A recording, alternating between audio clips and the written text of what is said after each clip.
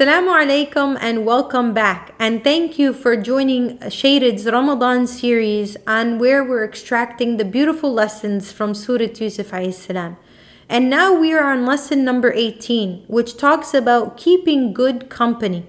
There is no denying that as we go and grow through life, that there is a real human need for companionship.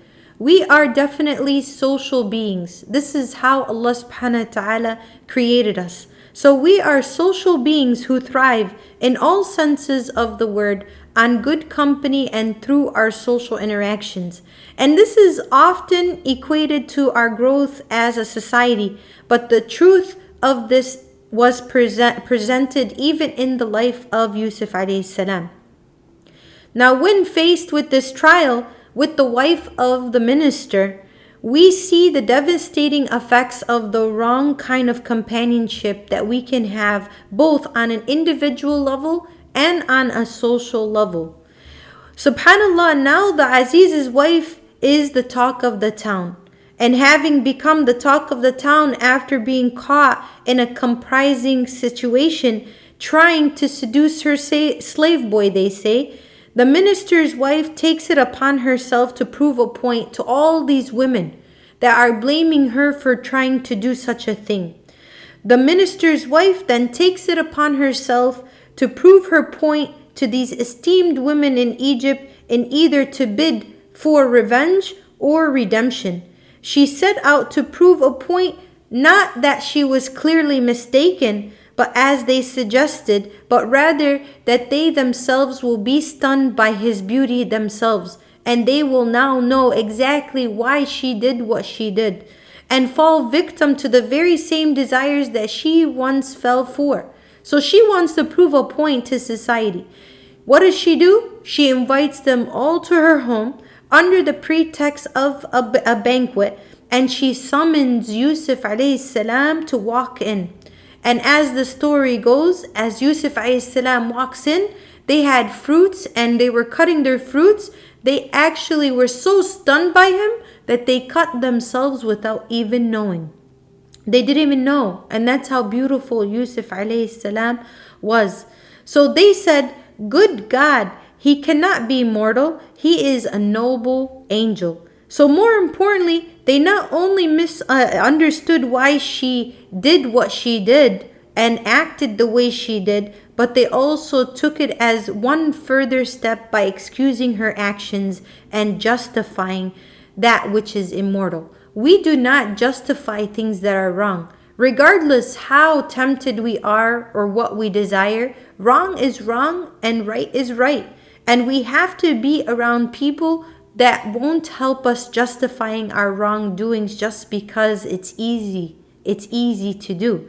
Now, this encouragement of unacceptable behavior could have been avoided had the minister's wife chosen her companions wisely. Though everything happens through the will of Allah, and we understand the decree of Allah, that something that comes to us was not meant to avoid us, and vice versa, it is necessary for us to weigh up the pros and the cons of things before they are a part of our life, especially if the pros of a thing in question far outweigh the cons. In this particular context, there is a need to acknowledge that good companionship is necessary and they come with many benefits. As the Prophet Muhammad ﷺ describes in a hadith where he describes a good companion with a bad companion. And he describes a good companion as one of like a perfume seller.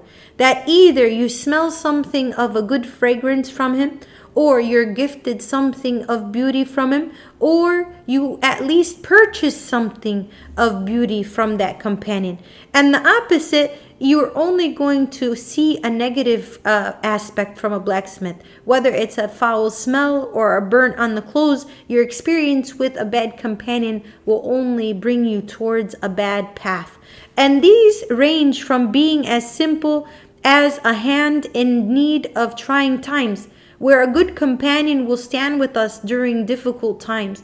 They will be with us, supporting us, helping us, guiding us, and carrying us through, subhanAllah.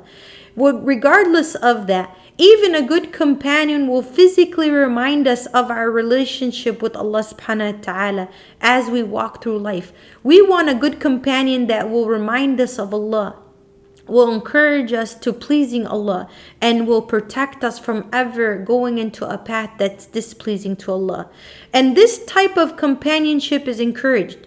It's encouraged by Allah subhanahu wa ta'ala in the Quran, as Allah subhanahu wa ta'ala says, "O you who believe, be mindful of God and be with the truthful."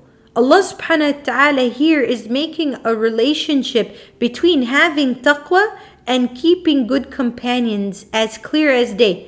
That Allah subhanahu wa ta'ala is comparing these two and knowing that they go hand in hand. It's either we benefit others or others are benefiting us. So that's why it's important that we surround ourselves with good companions. Our beloved Prophet Muhammad ﷺ also continued to emphasize the importance of keeping good company when he said, "A man follows the religion of his friend.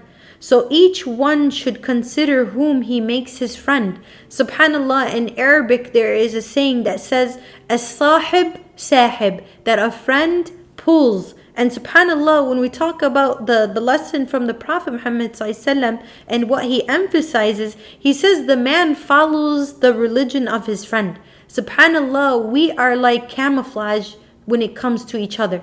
When you develop a companion, you start to think like them and see through their lens and hear through their ears and speak like them and dress like them. We almost become similar to them in every way because our love for them, and they're surrounding us all the time, that we tend to kind of bleed into each other more than we could actually imagine.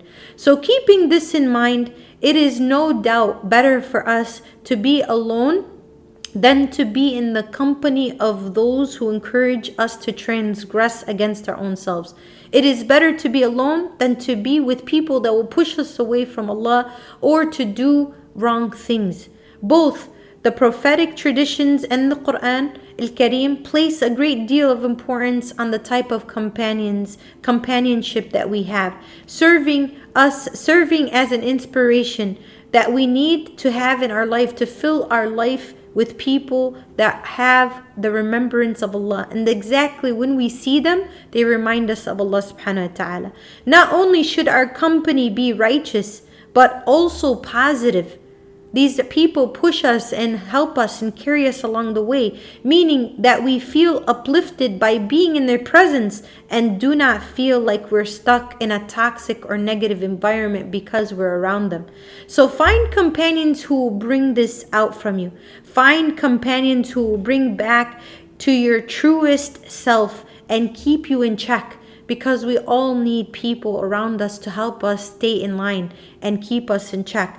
And these are the people in whose presence we will struggle to sin, because they won't make sinning easy, for their very essence guides us towards something good in all aspects of our life. So we ask Allah subhanahu wa ta'ala to always grant us good company and make us of those that are good company to others. Please stay tuned and follow Shaded for more life lessons from Surah Yusuf alayhi salam. Jazakumullah kull khair for your time, and I pray that you have a blessed day.